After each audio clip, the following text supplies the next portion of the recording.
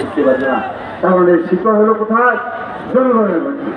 এই রাজনীতি করে আমরা জনগণের জন্য, কিন্তু আজকে আমাদের কিছু লোকজন হতো সেটা বুঝতেছে না, তাদেরকে সেটা বুঝতে হবে। আমাদের কাছে 1 নম্বর স্বার্থ কার? জনগণের। জনগণের পর আমরা বিবেচনা করবো আমরা কি বুঝতে পারবো। জনগণ আমাদের সাথে সব সময় ছিল। আমি মোহাম্মদ শাহজাহান, আমাকে কোনো ধনী লোক, কোনো প্রতিষ্ঠিত লোক রাজনীতিতে প্রতিষ্ঠিত করে নাই।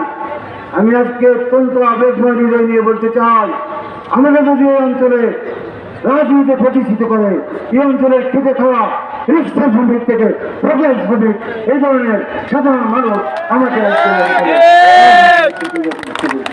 আমাদের হারুন নাথ ছিল, তার ভোটে ষড়যন্ত্র করে ভোট করে দিলাম, তাকে জনগণের সমর্থন নিয়ে করি। তাই বিএনপি জনসমর্থিত দল। আমি আশা করি যত এখানে চক্রান্তের